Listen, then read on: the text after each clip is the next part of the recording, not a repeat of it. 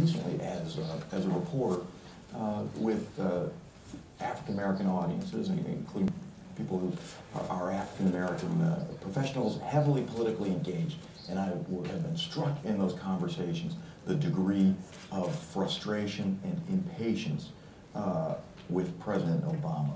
Now, as I look at polls, I do not see that reflected, particularly in terms of African-American support for him.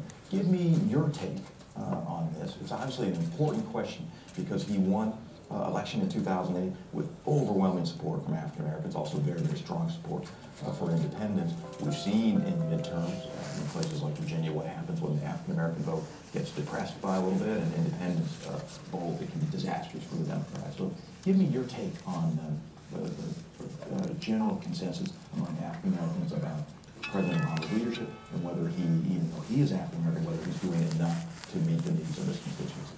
Well, the needs are great, and that's why I say, you know, if you look at this glass here, to some of us it may be 3/4 full.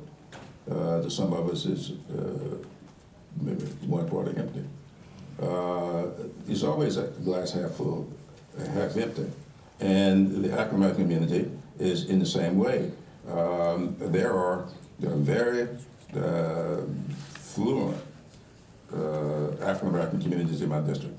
They're very needy African American districts in my district, communities in my district. So what we're trying to do is the same thing. It's no different among African Americans than among everybody else. I mean, we want to see everybody come along, but there, even among those people who aren't doing as well as they want to, there's a certain amount of pride in the fact that I can aspire to first get a college degree or get a meaningful job, and to see someone who was once on food stamps, as this president was, become president of the United States, to think, well, the same thing could apply to me. So that's there as well. Now, if you talk to the leaders that are responsible for moving an agenda, see, these people hold us responsible when they don't hold the president responsible.